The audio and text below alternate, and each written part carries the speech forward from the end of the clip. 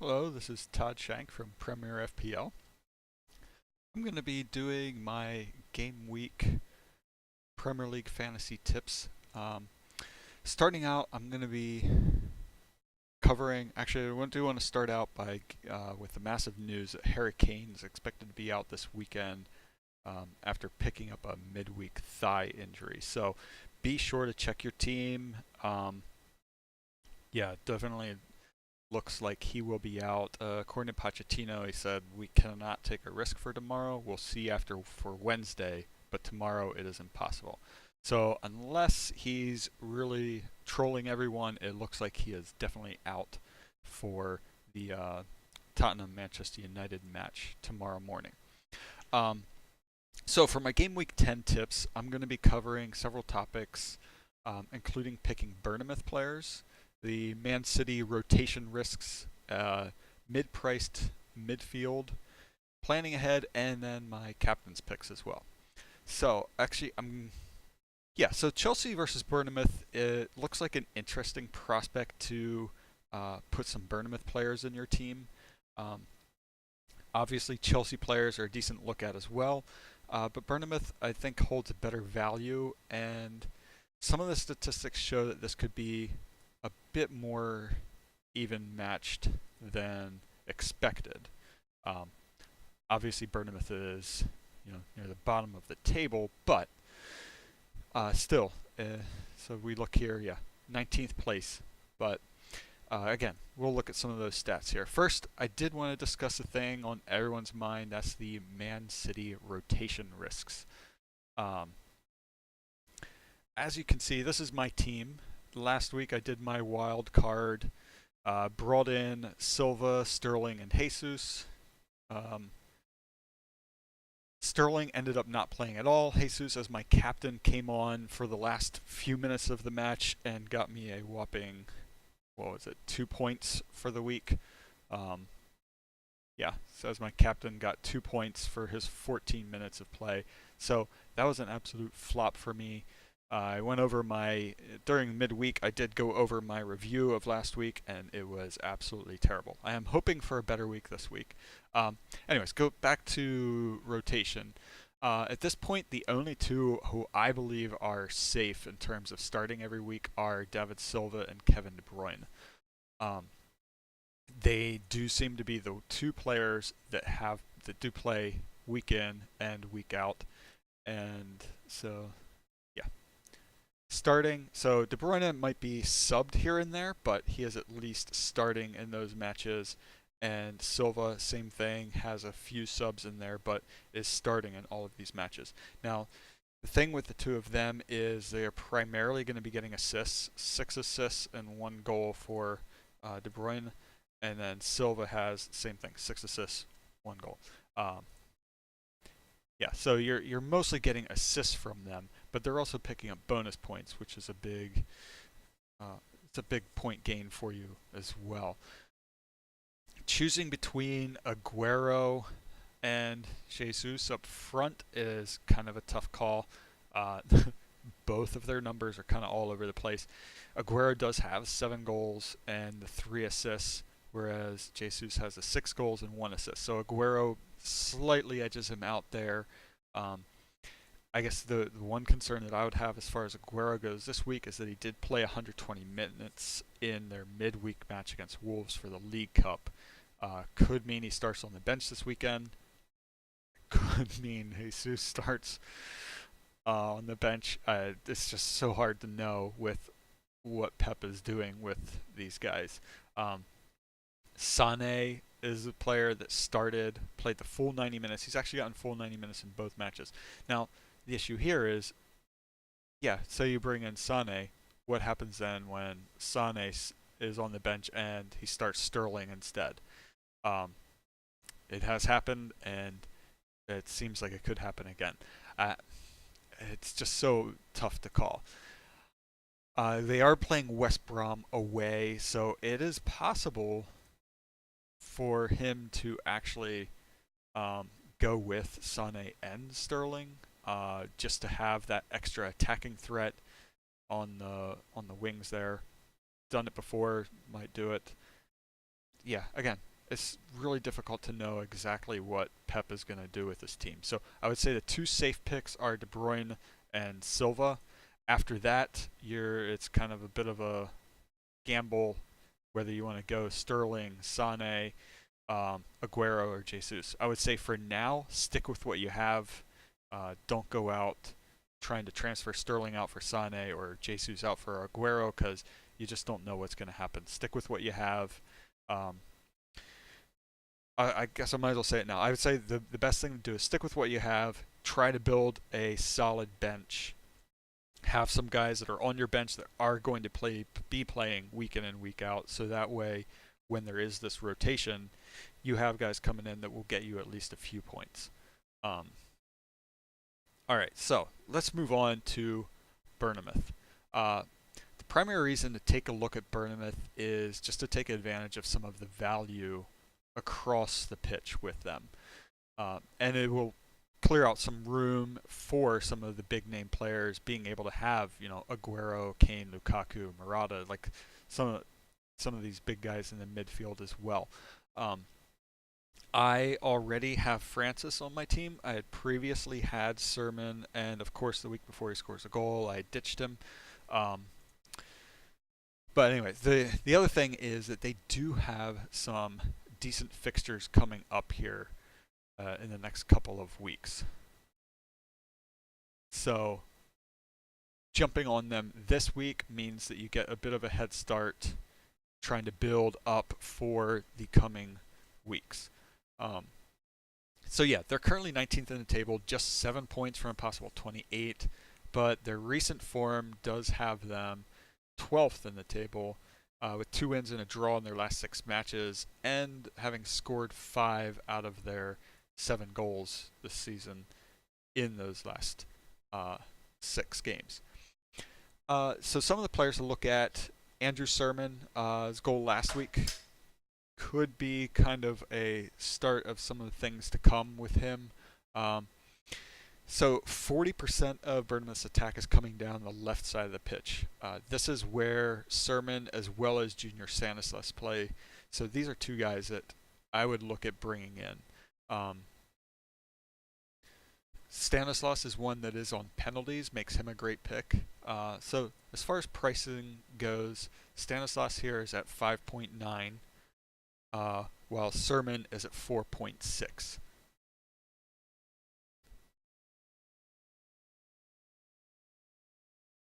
Sermon has the more points so far, but Stanislas has not played nearly as much. So going up here, so comparing some of these with the per 90 metrics, Sermon is more of, I guess, a bit more of a playmaker. He is more central than Stanislas, who plays out on the wing. But Stanislas has a better scoring potential as well as being able to, he does have more assists as well as the chances created, key passes, just about even there. So, kind of a pick, you want to make your own decision who you want to go with. Sermon is 4.6. He's actually come up a little bit in recent weeks. Well, actually, just after last week he came up. Stanislas at 5.9 is a little more expensive. I think you could probably find better value there somewhere. But again, it depends on how he is really going to look. Stanislas, while he is at 5.9, has a 0.2% ownership. So definitely a good differential, while Sermon is a 5.5% ownership. He's also a good differential and is priced a little bit lower. So just want to decide there what you want to do. So looking at some of the statistics, Bournemouth, they're definitely a lower table team, but that's also part of what makes them valuable because they're not going to have the high price tags on them. They have allowed 14.3 shots per game, but that's not really too far off of Chelsea that's allowed 12.7 shots. On offense, Bournemouth is averaging 9.4 shots per game, which is not great. It does drop to 7.2 on the road. And their overall average of shots on target is 2.7 per game. It does drop down to 2 per game on the road. So, again, these are all underlying stats that are those of a lower table team. but they have scored 5 out of their 6 goals in the last 5 matches. So even going back to their last 5 is where they have scored the bulk of their goals so far. And they've also picked up their first and only clean sheet of the season at home to Leicester City. There's some signs that things are starting to turn in their favor. 4 of their last 6 goals have come from open play, which is a good sign. Problem is that most of these have been from the 18-yard box or further out. I would say that Bournemouth players right now are good differential choices for Game Week 10. Great way to clear out some room for Man City players, some of the other high-placed players as well. And the great thing about picking Bournemouth this game week is that you set yourself up for a string of mostly favorable matches coming up. So if you go to PremierFPL.com, you can go to my Fantasy Premier League Fixtures Planner, and that will bring up seeing who they have coming up here. So Bournemouth have Newcastle away, Huddersfield at home, Swansea away, Bournemouth home, Southampton home, Crystal Palace away. So by game week 16, you're probably going to want to look at offloading some of these players because then they have Manchester United, Liverpool, Man City. Kind of a difficult string of games there, so probably want to be ready to ditch them, even start ditching them for game week 16, especially depending on how Crystal Palace is looking by then. But again, so week 11 through 16 is looking like a good time to have those players in there.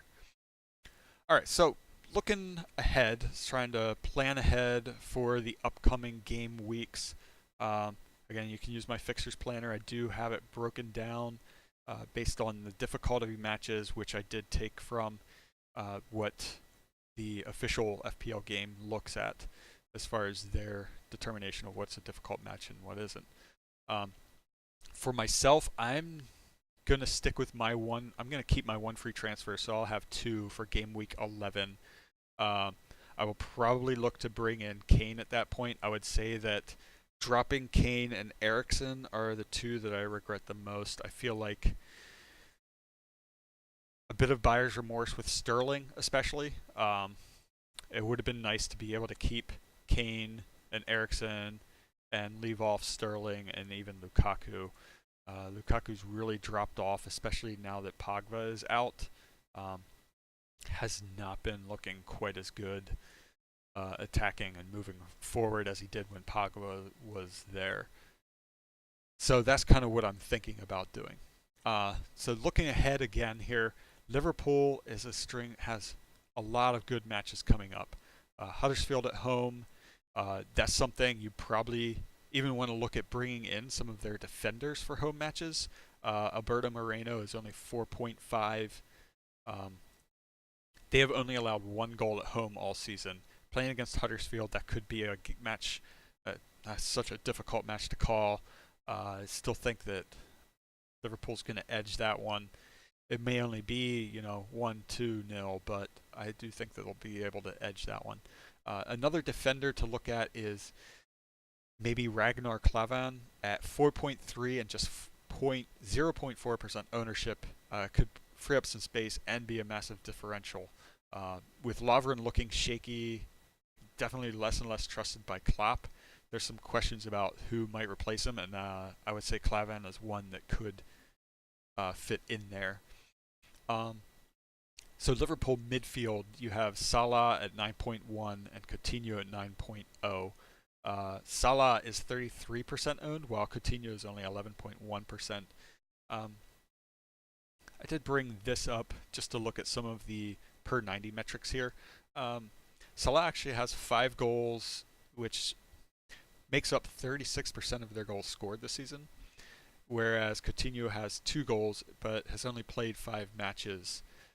They each have an assist apiece. So breaking down the per 90 metrics, Coutinho's value does increase since he does have over 3 key passes and 3 chances created per 90. Salah does have the higher goals per 90 at 0.66, but Coutinho's value in bonus points or even additional scoring for other formats like Taga is higher. So I would rate Coutinho higher at the moment. Um, However, the one problem is that he is currently listed as a doubt against Huddersfield. Uh, Going here to PremierInjuries.com is where I like to get most of my injury news. Groin, hip, pelvic injury.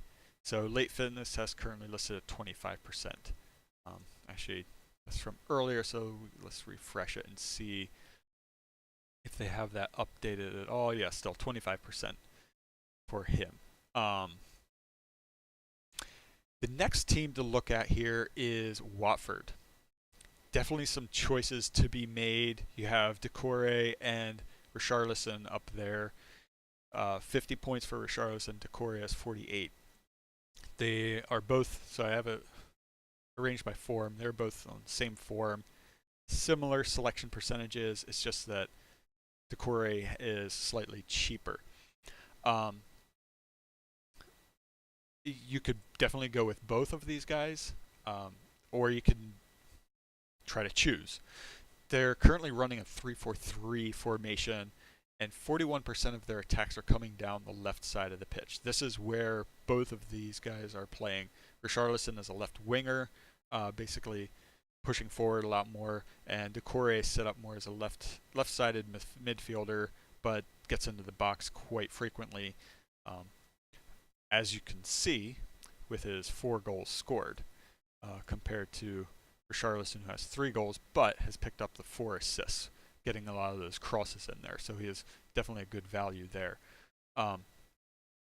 The other player to look at here is Jose Halabas. He is also a left side player as their left wing back.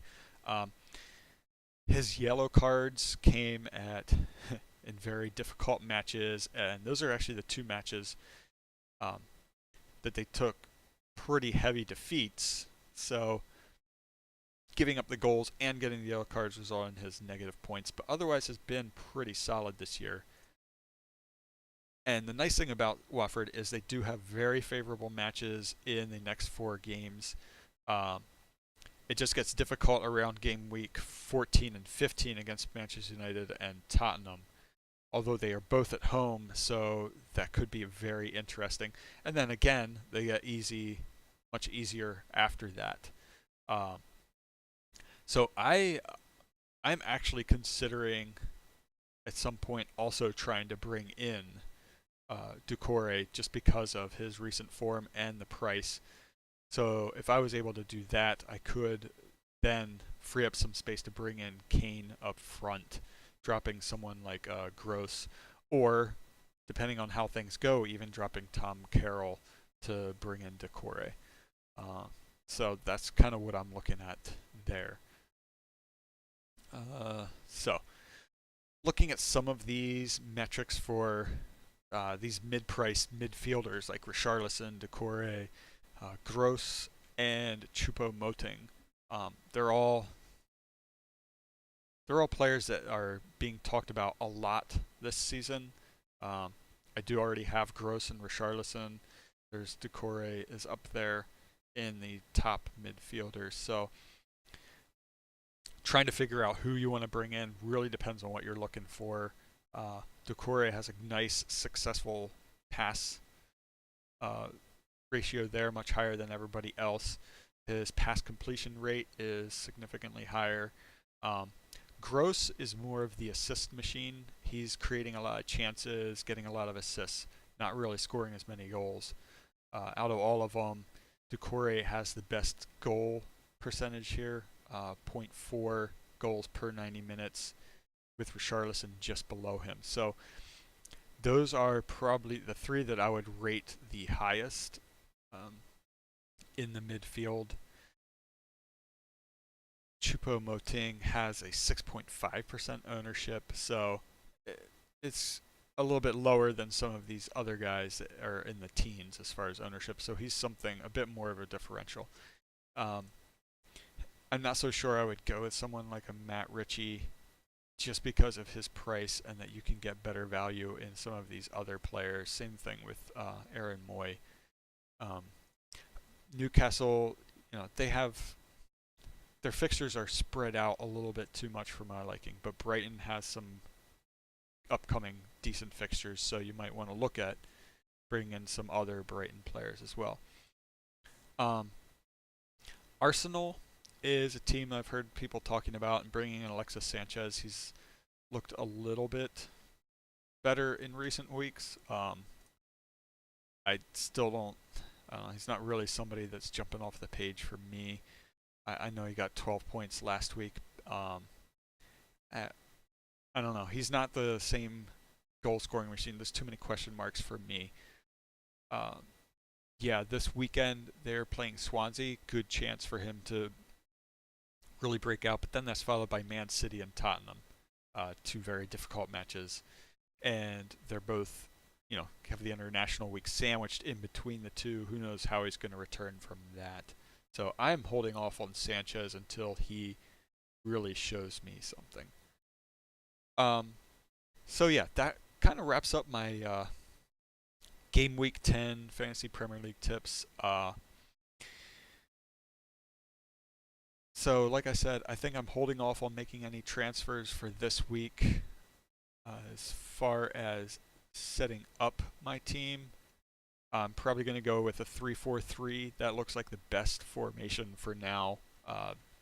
Having 4 at the back or even 5 at the back doesn't really look as viable anymore. Clean sheets are going away for the most part, and those guys that are picking up the clean sheets are higher priced. So not so sure I want to have.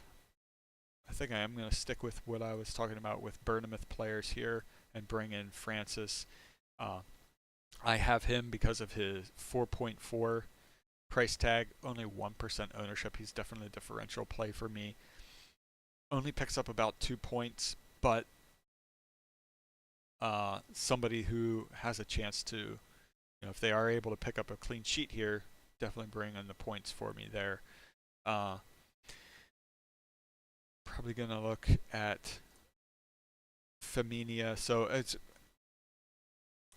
looking at it now, I'll probably have to make a decision whether I want Firmino or Francis in there. I do kind of wish I had brought in Halabas for my defensive line, but I have him now. He is at 4.9% ownership, so something of a differential there. But yeah, like I said, I'm not really planning to make any changes for this week, but looking ahead for next game week, having the 2 free transfers to do something there. Again, I'd appreciate if you head over to Premier FPL. I do have a few additional posts out this week. My Week 10 fixtures planner, as well as the Week 10 Premier League predictions. Do have that up. It's a good way for you to look through, check out some of the matchups for this weekend, and get your team prepared along with using the fixtures planner. Quick shout out to Squawka.com for some of my statistics using their comparison matrix, as well as using Who Scored and Premier Injuries. Definitely recommend heading over there to Premier Injuries to keep updated. Very nice layout that he has there, and following Ben Dinnery on Twitter is a great way to get your updated information. So anyway, that wraps up this week. Appreciate you subscribing to my channel here. You can follow me on Twitter. I try to do a lot of my FPL stuff on Premier FPL, so definitely hit me up there. Subscribe to the channel, and hope you have a great game week. Good luck and have fun.